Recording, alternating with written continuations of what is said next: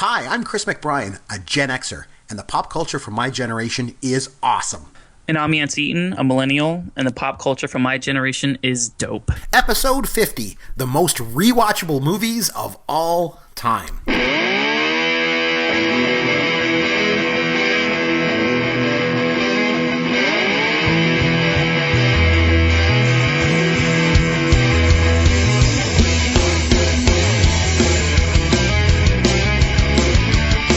Hey, Chris McBrien here, along with Yancy Eaton. This is Pop Goes Your World. Yancy, before we get started, we have some big news. Would you like to take it? Would you like to share it with everybody what our big news is? Well, I think you drove this bus a little bit harder than I did, but I can go ahead and mention it. So, against my personal beliefs, I didn't think this was going to happen. Chris, I think you're a little bit more optimistic than I was. We've been mentioning the last couple of episodes about the podcast awards and how we would love to get a nomination for the finals in our Rob has a podcast category, just because it's really good exposure for the show. Like I said, not expecting to be named a finalist, and lo and behold, we actually did, which is really kind of crazy. It totally caught me off guard. Was not expecting it. And whenever I got that text from you, Chris, first thing in the morning, it was the very first thing I saw when I opened up my phone.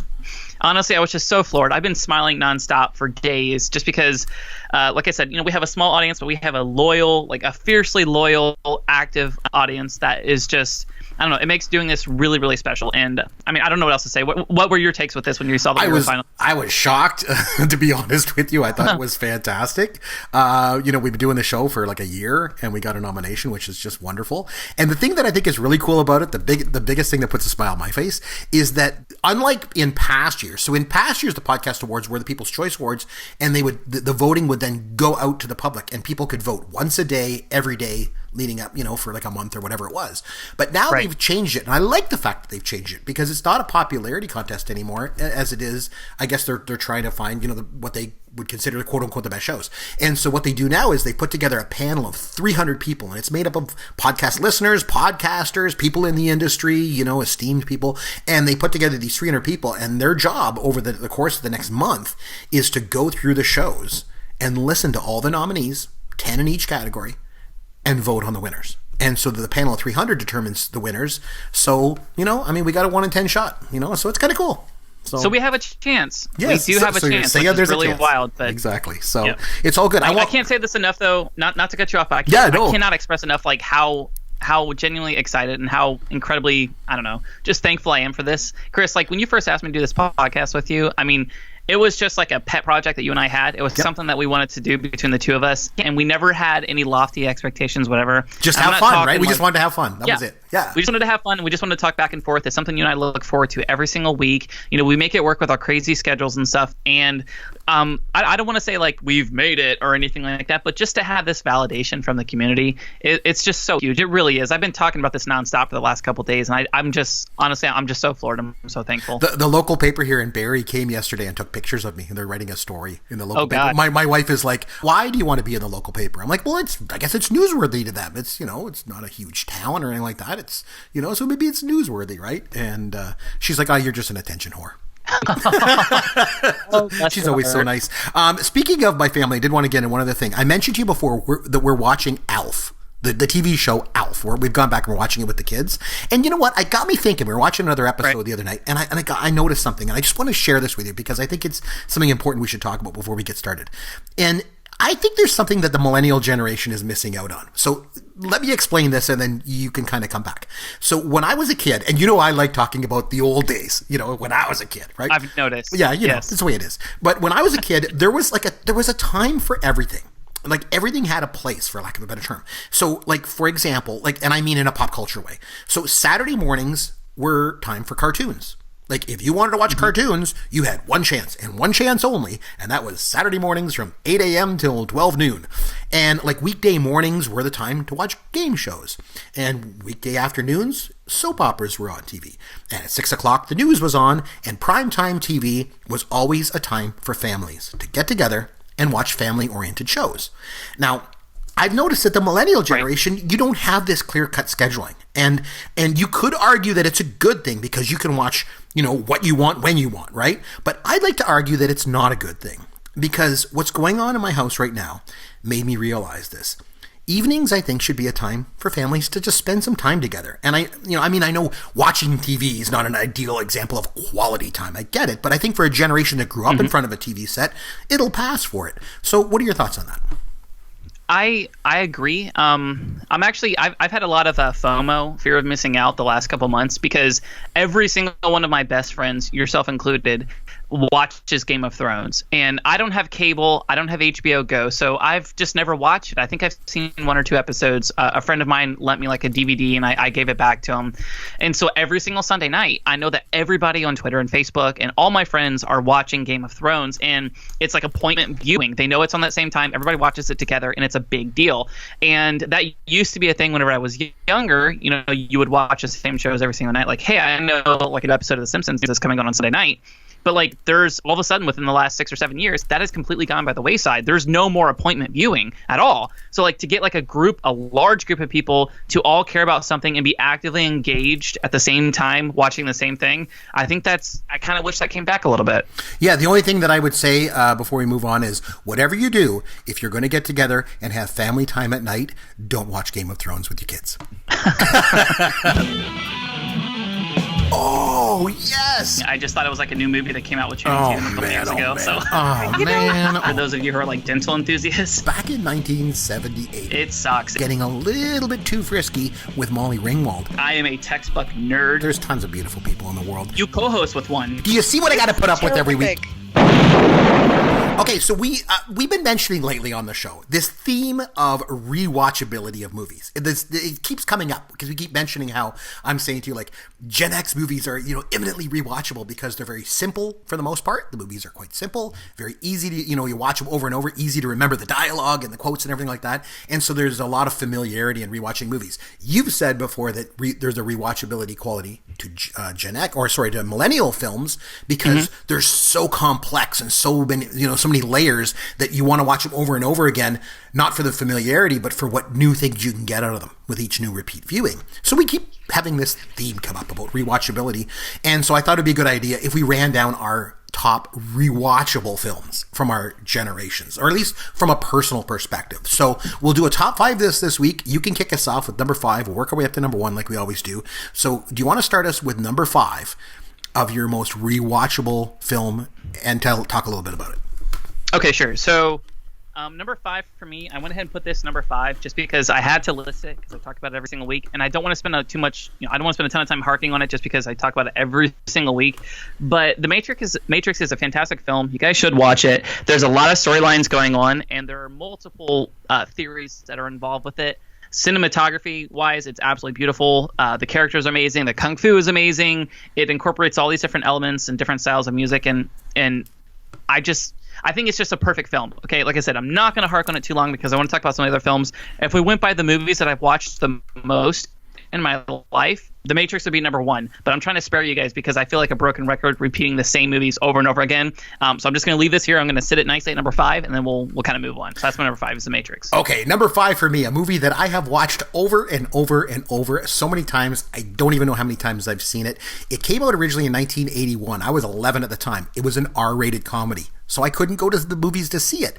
But it did come on the movie network shortly thereafter, and I remember sneaking downstairs and putting it on because I heard all about this movie. And it's Stripes with Bill Murray. So I would sneak downstairs and I put it on, and I was just blown away. I just loved it so much. And I would watch it over and over again on the movie network. And then once I got a little bit older and moved out, I was able to get it on VHS, and I wore the VHS out. I watched it so many times. So the movie came out in 1981. Bill Murray is in it, is one of his first movies, not his first, but one of his first movies. And in it, him and his buddy, played by Harold Ramis, the wonderful, late great Harold Ramis. The two of them are two kind of like down and out losers, and they decide, you know what, their life isn't going well. We got to join the army. So they go and they join the army. And the funny thing with this movie is it's kind of, and people that have seen it know exactly what I'm talking about. It's almost like a 2-part film. It's like 2 movies. There's the first half where they go and they decide to join the army and they go through basic training and they meet all these characters like Cruiser and Ox and like Francis Psycho and all these guys, and it's so great. And then the second half of the movie, they basically have to go into like Czechoslovakia and you know, and they kind of babysit this EM-50, this like armored assault vehicle and all this. The second half of the movie, not great, but The first half of the movie is so good. It's just so good. I've seen this movie a bazillion times. Ivan Reitman directed it. He's not Canadian, but he's kind of Canadian.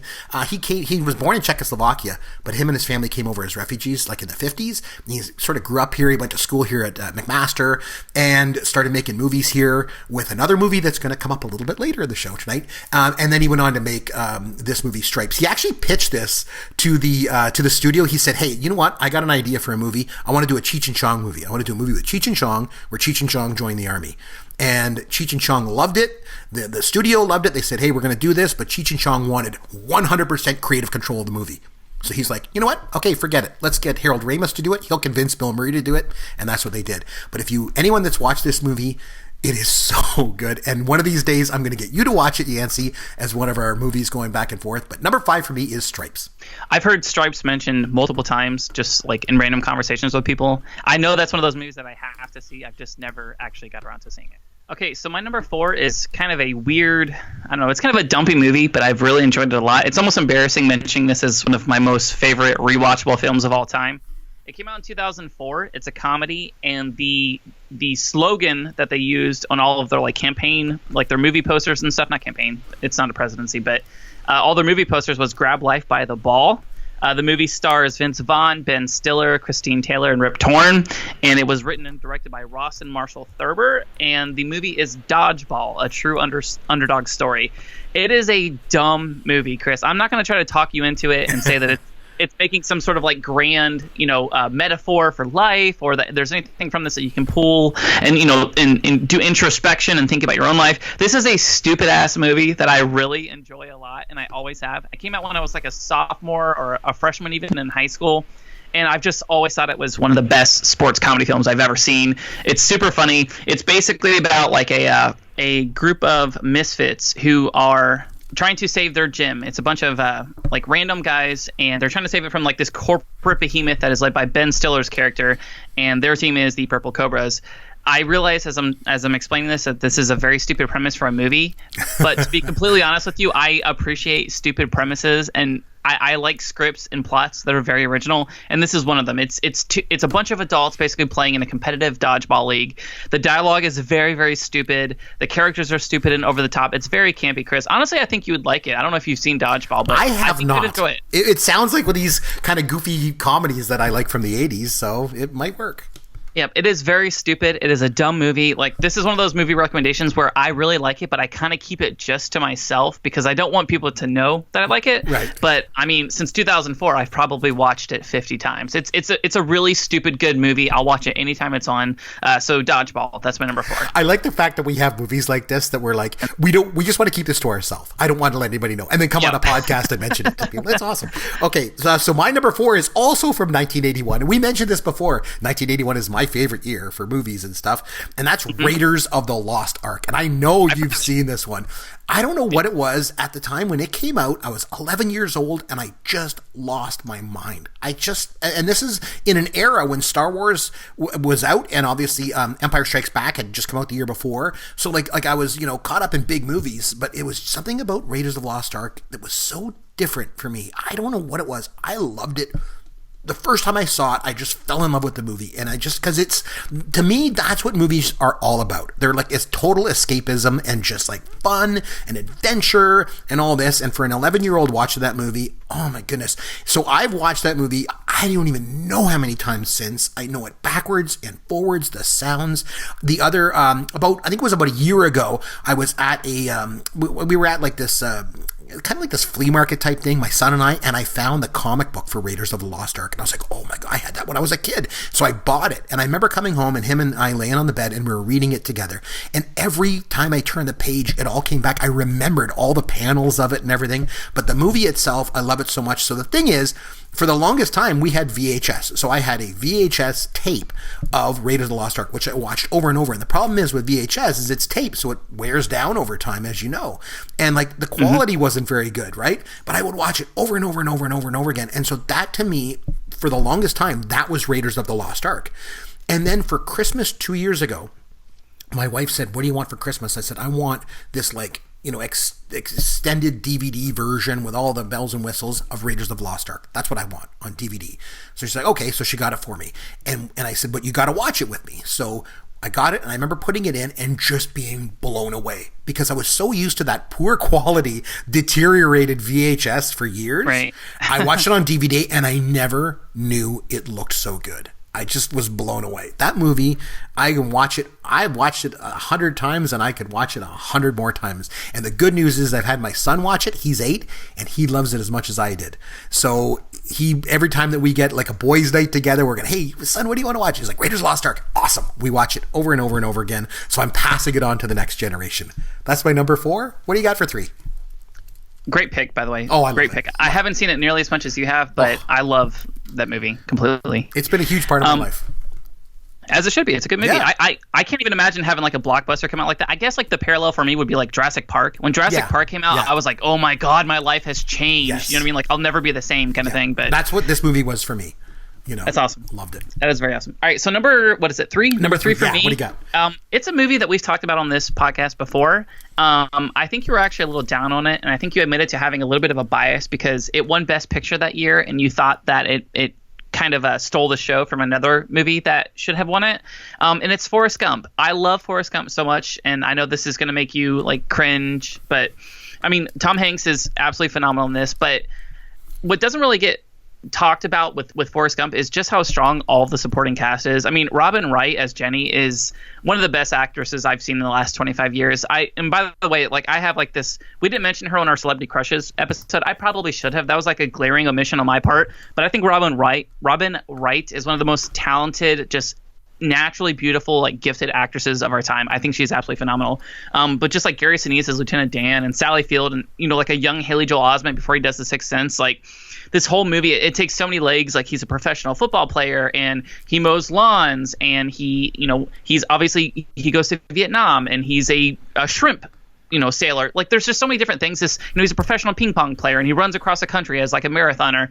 There's just so many different elements. The fact that like Republicans identify this as like a Republican ideology type film, and liberals also claim this as their own too. It's like one of those movies where there's this dichotomy of multiple parties kind of claiming this as their own and like speaking to their ideals. And I think that just is a testament to the filmmaking itself. It's just a really good movie. It's always nice to have on in the background. There's so many things going on, and I always watch it every time it's on. So that's my number 3 is Forrest Gump. Yeah, no, it's a good one. And like I said, you mentioned like how I was kind of down on or whatever in a past episode. The only thing that got me about that movie was in 1994 when it was nominated for Best Picture. It was up against Pulp Fiction, Four Weddings and a Funeral, The Shawshank Redemption, and Quiz Show. And I personally felt that 2 of those other films were better than Forrest Gump, more worthy. I thought The Shawshank Redemption was better, and I thought Pulp Fiction should have been the best picture that year. That's the only thing I had, I guess. But I mean, Forrest Gump's a good movie. So good on you.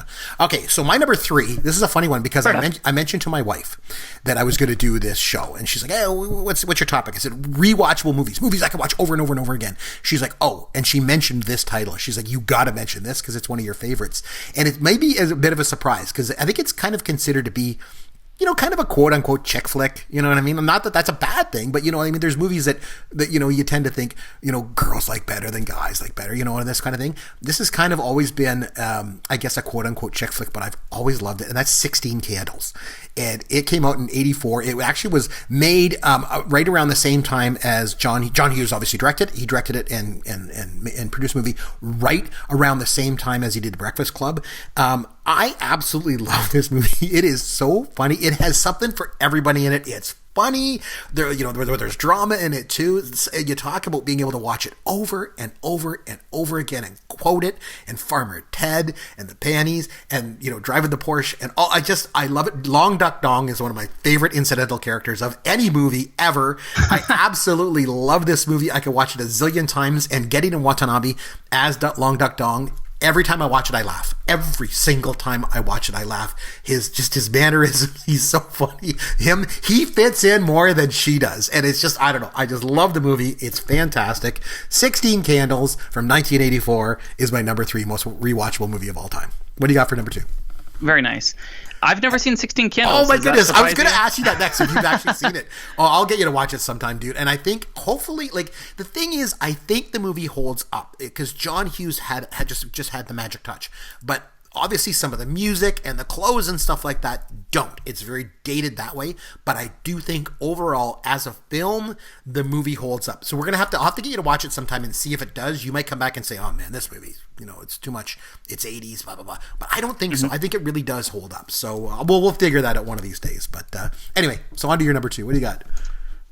Number 2 for me, speaking of 80s movies, you might be surprised, but this maybe not, but definitely one of the most rewatchable films of all time. My mother, same thing, I guess, depending on who you ask. My mother owned this VHS when we were kids, and it's one of those movies that's always stayed with me. I hope it's important to you too, because I absolutely love this film, and it's The Goonies.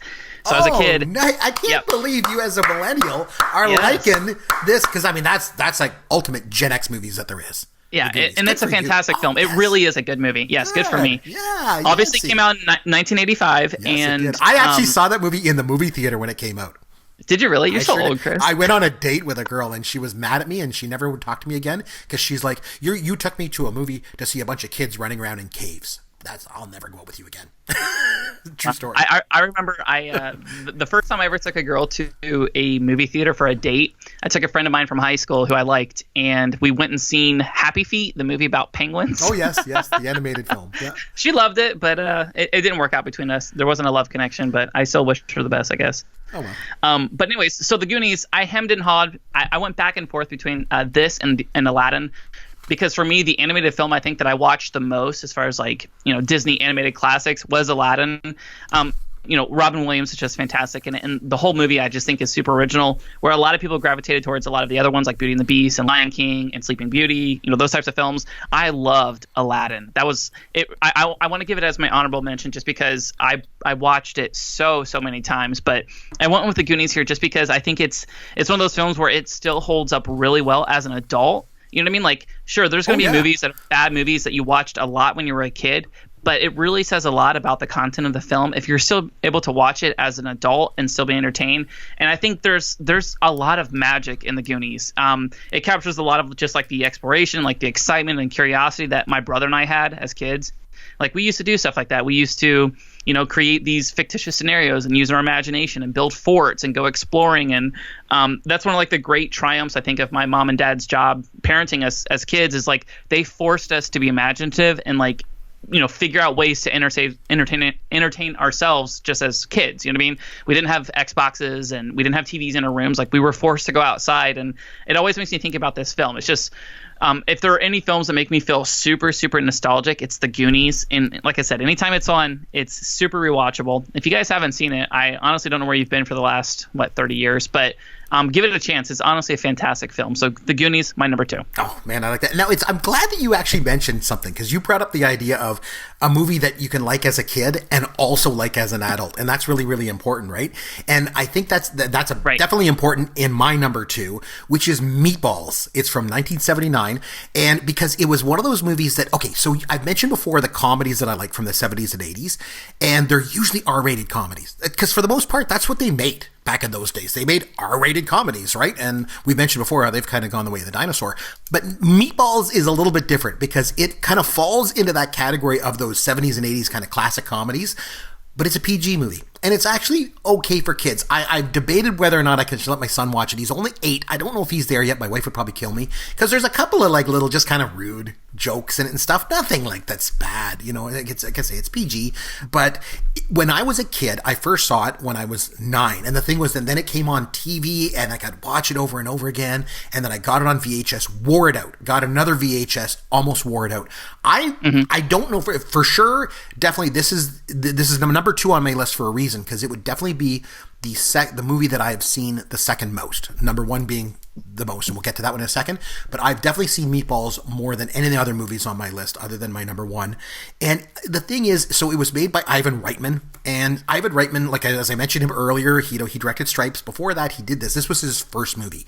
So he had produced Animal House in 78, but in 79 he was able to direct his own movie. So he got to direct this movie, and they shot it up here in Canada. They shot it not that far from Barrie. They shot it over in a place called Halliburton, and the idea is it's summer camp. It's kids go to summer camp, and and Bill Murray is in it, and he plays Tripper. He's like, you know, one of the counselors, and then he has all these counselors in training and stuff like that. And so, like I say, it's almost a couple rude parts, almost appropriate for kids. So as a kid, I liked it. As an adult, I still liked it. And the funny thing was, just as a piece of trivia with the movie, I remember when they made the movie, they didn't know if they could get Bill Murray to do it. He had just gotten Saturday Night Live, you know, so he was starting to get to be a big name for himself, and they didn't even know if he was going to show up. The very first day of shooting was the opening scene when all the kids show up in buses, and they didn't even know if he was going to make it there. And all of a sudden, at the last minute, he shows up, and he's wearing a Hawaiian shirt and shorts, and they just started to shoot the movie. And the opening scene is him in those shorts and Hawaiian shirt. That was what he was wearing when he got there.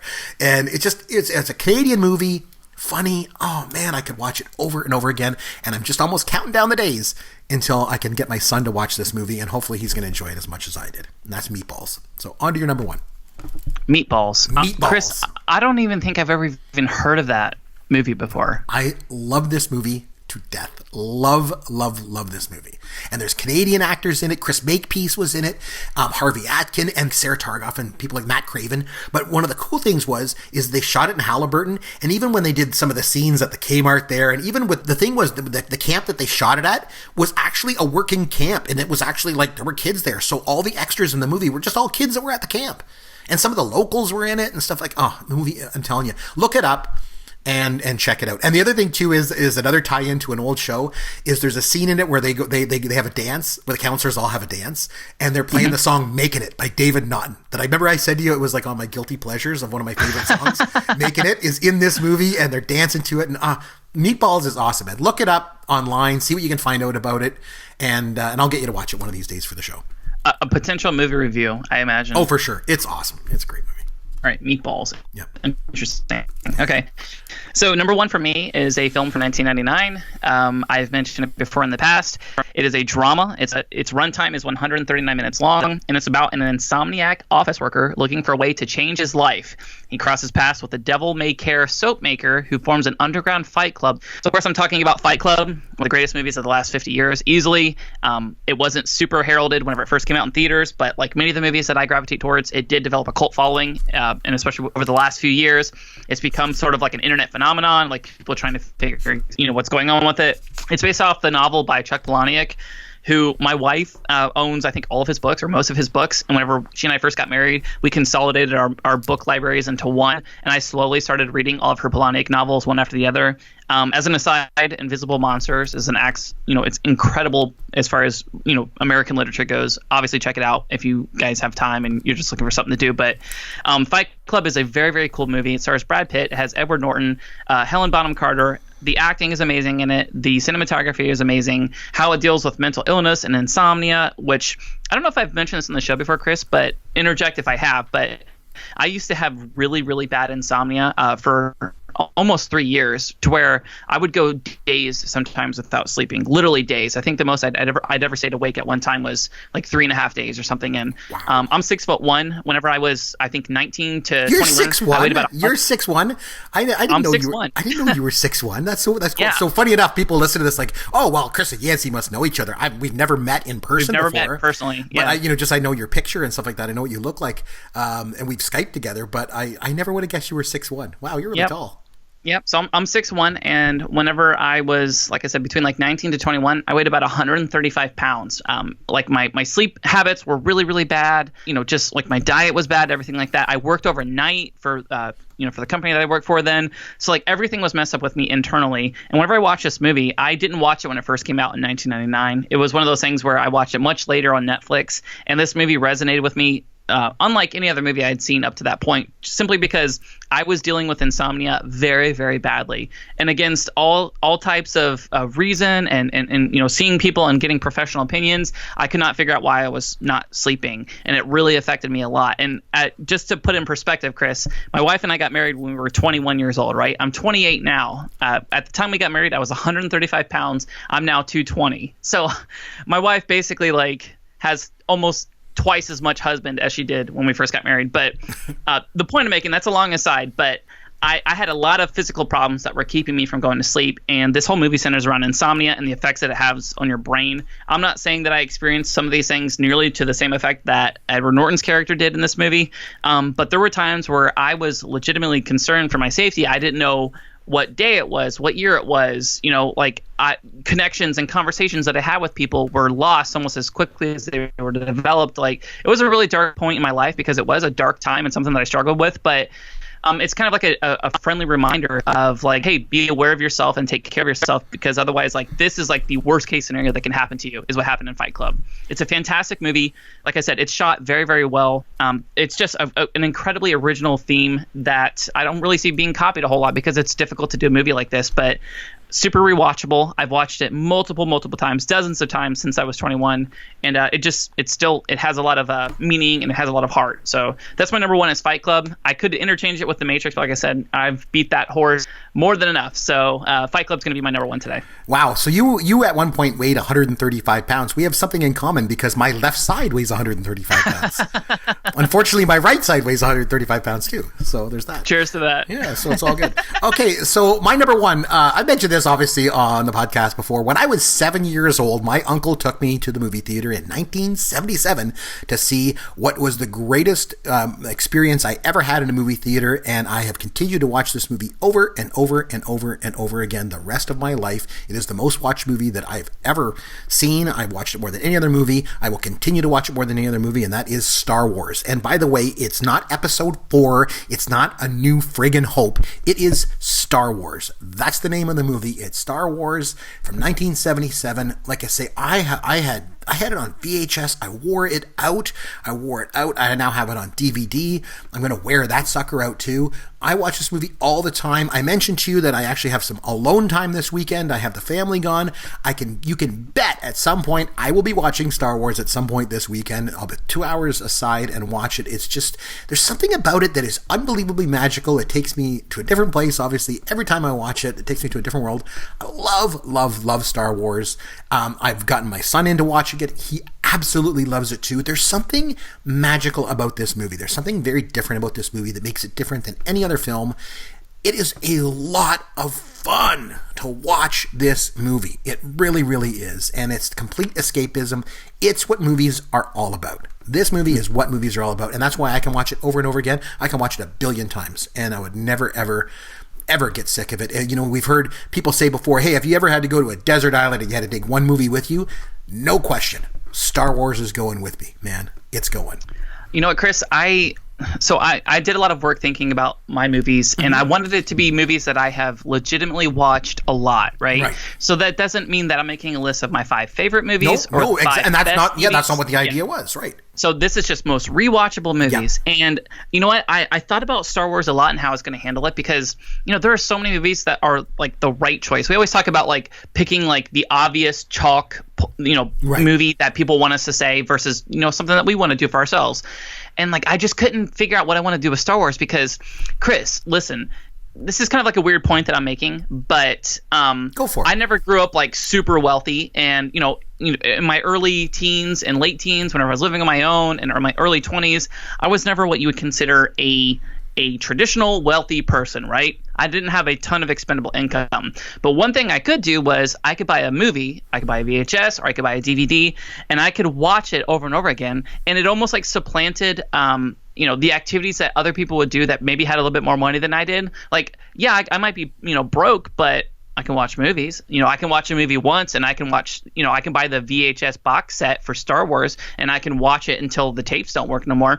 And I've literally done that multiple points in my life where like Star Wars is one of those movies where I'm not saying I don't enjoy it because I love it, but it was one of those things where it was almost like a crutch, almost like a comfort food, but it was like, I don't have money to do anything else, so I'm going to spend this time and I'm just going to have Star Wars on in the background. Chris, I've spent multiple Saturdays just like watching Star Wars marathons just because I didn't have money to do anything else. You know what I mean? Like, yep. So like Star Wars in a way kind of like propped me up and like it kind of like got me through like really tough like financial points in my life where, you know, money was really, really tight. And, you know, I can buy, like I said, I can buy a box set of Star Wars movies and just watch Star Wars, and I'll always be entertained. It never loses that rewatchability. It never stops being interesting and, you know, and visually and aesthetically pleasing. And that's kind of the relationship I've had with Star Wars. I'm glad you brought it up. I knew you would bring it up, so I didn't mention it myself, but we got to give it to Star Wars, man. Like, oh yeah, think about how many millions of people still watch Star Wars all the time. You know what I mean? Like, the franchise has been around forever, it seems like, and it still has just as much clout culturally as it did back then. That's really a testament to just how amazing the franchise is. Well, and as I mentioned before, the prequels don't exist. Okay, they just don't exist in my world. But and I mean, The Force Awakens was good, and I'm really looking forward. So is my son. My son and I are looking forward to December to go see The Last Jedi and all that. But nothing comes close to Star Wars. Star Wars was the first. It's the original, and it is and always will be the best. Anyway, are you ready now to have some fun with Yancy? Okay, so here we go. You know what I decided to do? So I was thinking about, you know, one of the things that we sort of associate with rewatchable movies are the quotes, right? So I thought, What better way to have some fun with Yancy than for us to focus on some movie quotes? So now these are all going to be movie quotes from very rewatchable movies, well-known movies. There's not going to be any surprises here. And I thought we would kind of go back to our old crutch that we always go back to, and we'll play a round of the winner's circle of $100,000 pyramid.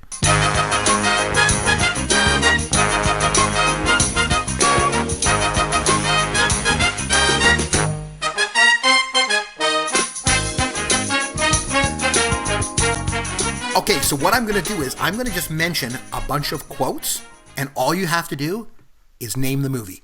Can you do that, Yancy? It seems easy enough, but I doubt I'll get all of them correct. I will list the quotes. You name the movie. Go.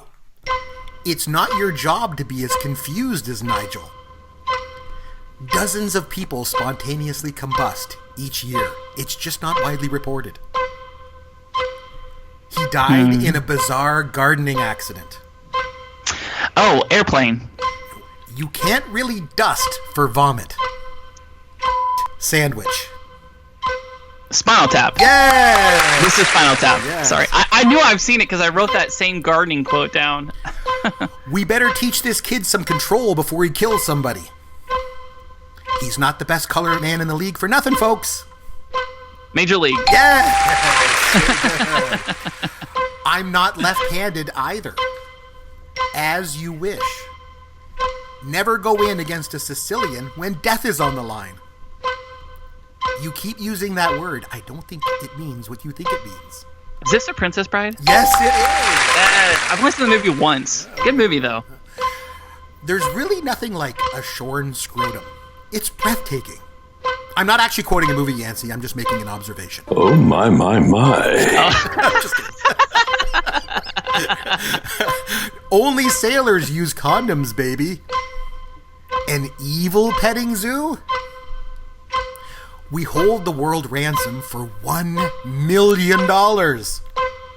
I didn't spend 6 years in evil medical school to be called Mister. Swedish-made penis enlargers and me. This sort of thing are my bag, baby. I don't know, Chris. Well, pass. The light was yellow, sir. They don't have my address. I falsified my renewal. I put down 1060 West Addison. I hate Illinois Nazis. 4 fried chickens and a Coke. The day I get out of prison, my own brother picks me up in a police car. This is the Blues Brothers. Yes, it is. Yeah, thank you. Yes. Right. My dad loves that movie. Rocky Road? The Goonies. Yay! All right, well, you got almost all of them. The one you missed. You didn't get Austin Powers, International Man of Mystery. The Evil Petting Zoo, the $1 million, all that stuff. Oh, Yancy, I'm disappointed. Have you seen the original Austin Powers movie? I have. I've seen multiple Austin Powers movies. I've seen like Goldmember and The Spy Who Shagged Me. I think I've seen all of them at some point. It was the original one. Was the one that we were going for. But you did good. You got 5 out of 6. So you got 1, 2, 3. You got like $1,250. So good for you. So your check's in the mail. It's better than I normally do, Chris, if we're going to be completely honest. No, you did good. And the movie was from 97, so you were only like 10 when it came out. So Well, good for you. Okay, so it's time to flip things over now. Next week, we're going to go back to watching movies, and it's going to be your turn to nominate a film for us to watch. So what movie would you like me to watch and come back next week? What millennial film would you like me to watch and come back and talk about next week? So I don't know if this would be characterized as a millennial film. That's okay. It's a few years old. I watched this movie in theaters multiple times, more than I've watched any other movie in theaters. Like I went multiple times to see it in theaters. It came out in 2014. It is a science fiction film. It stars Matthew McConaughey, and it is Interstellar. So I want you to watch Interstellar with me. You have mentioned Interstellar numerous times on the show, and it's kind of fallen back into your science fiction, genre that you love so much. You've mentioned Interstellar multiple times. You've mentioned it as you like the score of the film or the soundtrack. You like the movie and all this. And you want to know something? I have never seen Interstellar. I know that's blasphemous. And you need to. And you need to, Chris. Blasphemous. So that's really good. So I'm too busy watching Meatballs 2,100 times to watch anything afterward. So no, it's all good. I will watch Interstellar. I'll get my wife to watch it with me and see how much we enjoy it. And I'll come back next week and we will discuss Interstellar. How does that sound? Sounds perfect, man. All right. Well, once again, thank you to everybody out there that took time to nominate us for the podcast awards. That's just fantastic. Yancy and I are over the moon about this. The fact that we got nominated is just wonderful. We think that's great. If you'd like to reach out to us, on Twitter, we'll always get back to you on there, at @CMcBrien or at Yancy Eaton, or head over to popgoesyourworld.com. All our contact information is on there. You can contact us through the website. Send us an email, whatever you like. Until next time, this is Chris McBrien for Yancy Eaton saying thanks for listening to Pop Goes Your World, the pop culture podcast for the generations. Thank you for listening to the Pop Goes Your World podcast. Continue the conversation on Twitter at @CMcBrien or at Yancy Eaton. Please consider leaving a review for the podcast on iTunes or wherever you download and listen to the show.